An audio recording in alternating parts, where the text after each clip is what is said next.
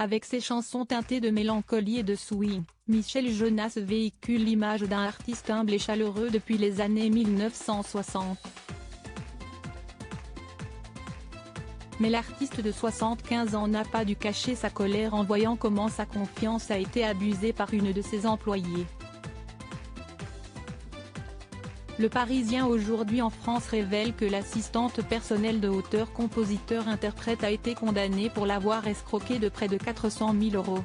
Difficile de ne pas penser au tube Super Nana quand on parle de Michel Jonas, et c'est avec ce titre que le Parisien démarre son article.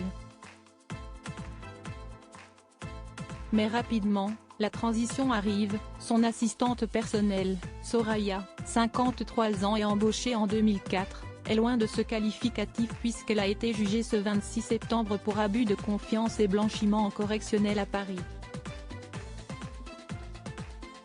Le verdict est tombe, elle a écopé d'une peine de 18 mois de prison avec sursis et devra rembourser les sommes indûment perçues, sans quoi son sursis pourra être révoqué. Soit 398 000 € perçus pendant plus de 6 ans entre 2013 et 2019, qu'elle a obtenus avec des chèques ou des virements qu'elle s'est adressés. La coupable a reconnu les faits mais a minoré les sommes.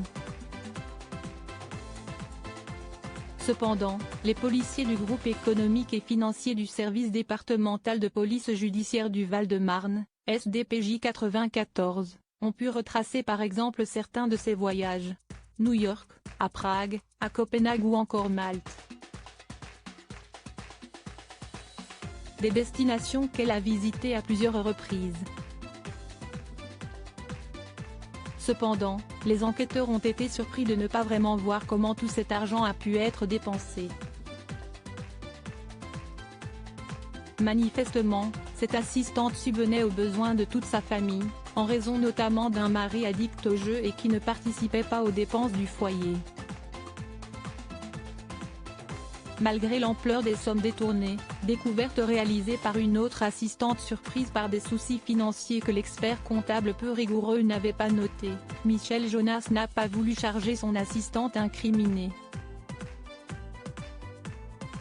Maxime Bréfort, l'avocat du chanteur et également comédien, précise que son client lui accordait toute sa confiance avant de découvrir les faits.